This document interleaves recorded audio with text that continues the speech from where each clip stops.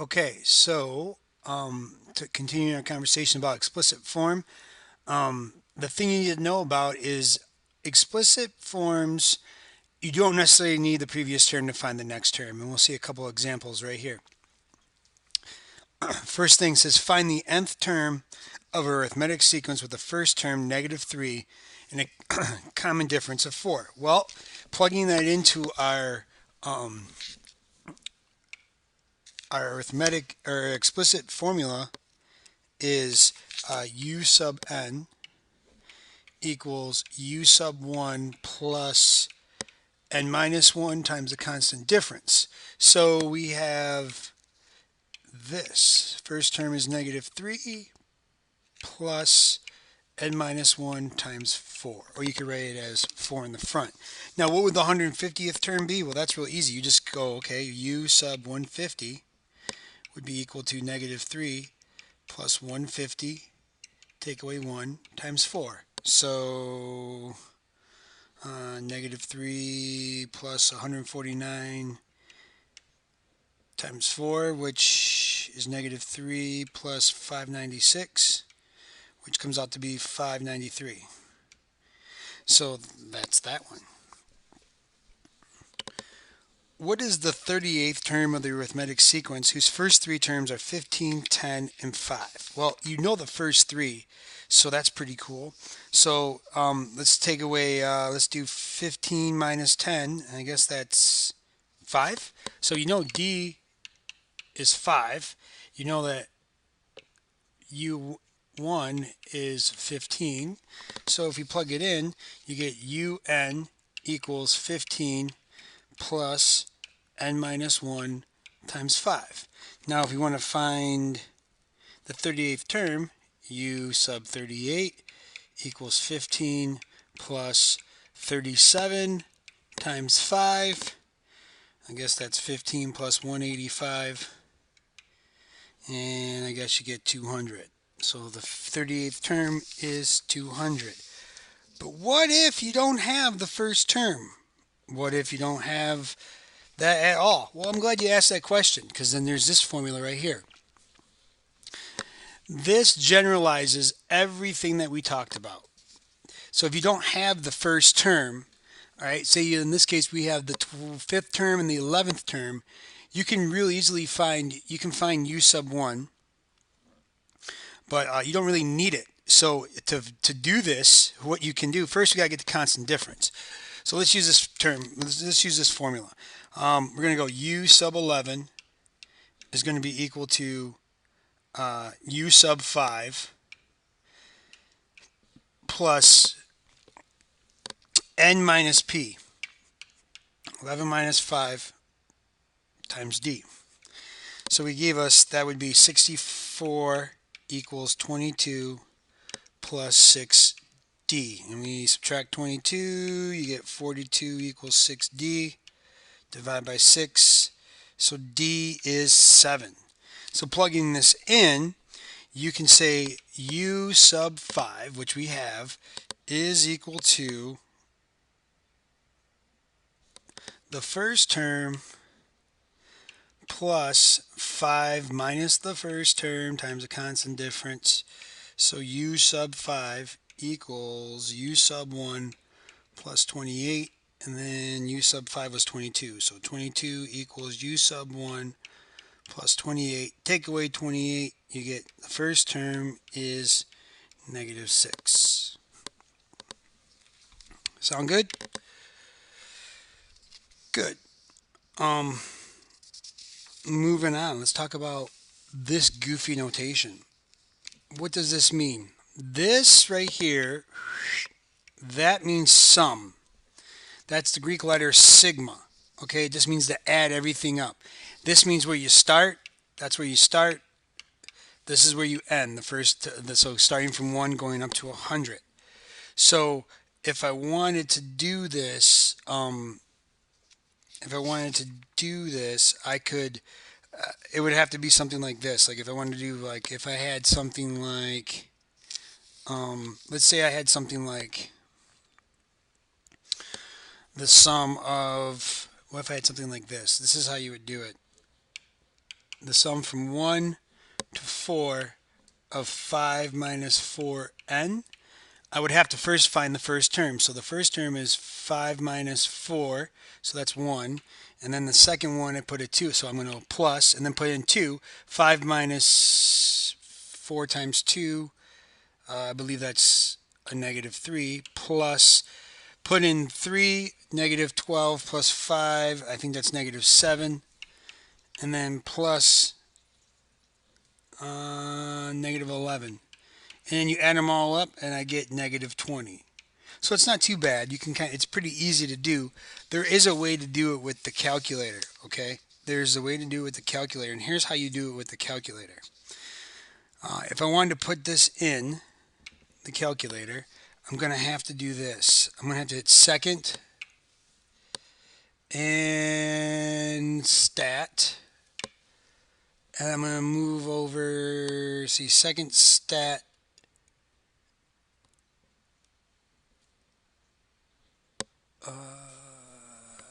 Second stat. Yep. And then I'm going to select, move over to ops.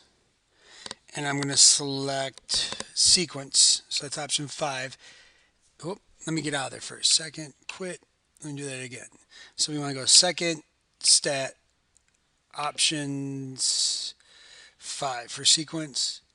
And now this expression, you have a different machine, it's going to say something a little different, but you're going to plug in negative 5 plus 6 and then the N button, right?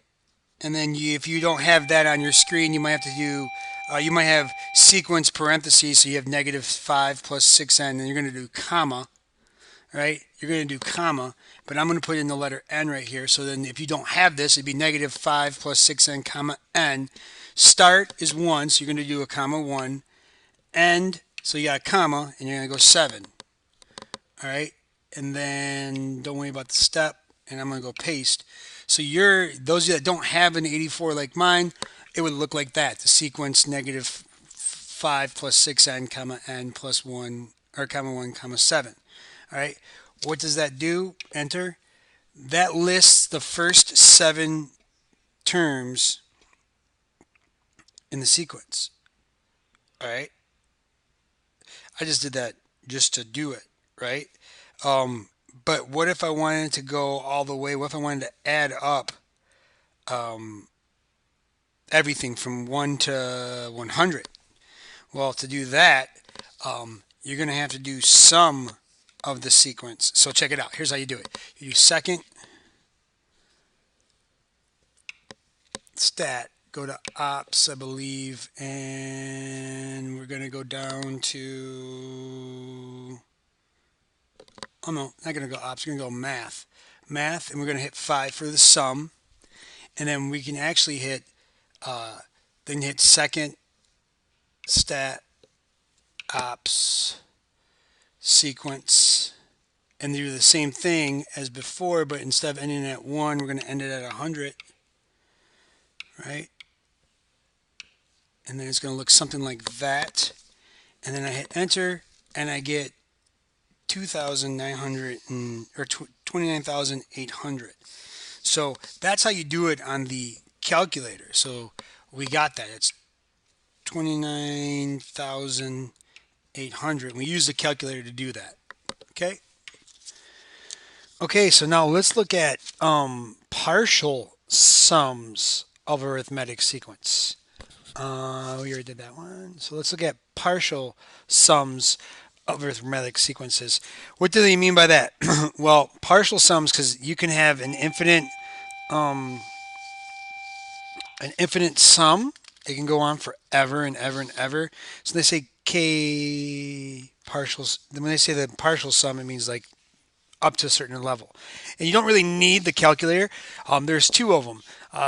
It's this first formula, the sum from 1 to k, u sub n equals, that's k over 2, u1 plus uk. And then there's the other one.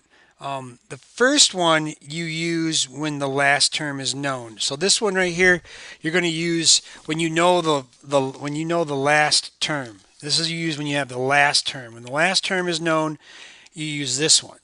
When you don't have the last term, you say unknown,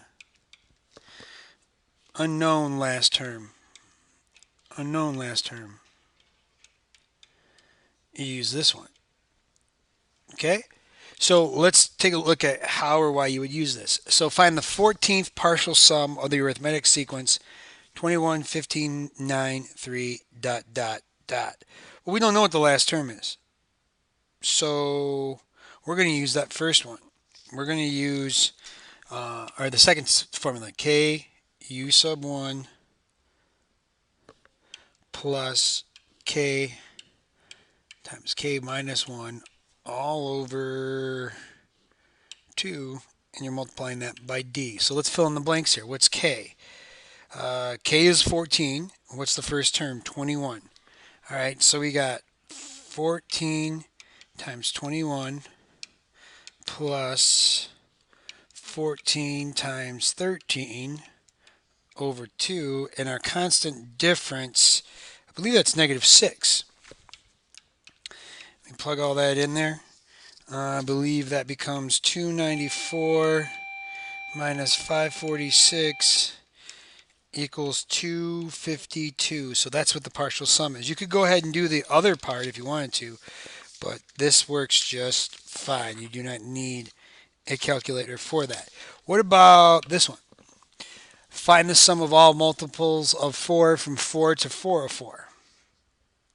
All right, so we know what the last term is. It's 404. So we're going to use that first one, but we do need to figure out what k is. So I'm going to do k, and since it's multiples of 4, take that last term divided by 4. There's 101 terms. So I'm going to use that formula, k over 2, u sub 1 plus u sub k. So 101 terms divided by 2. First term was 4.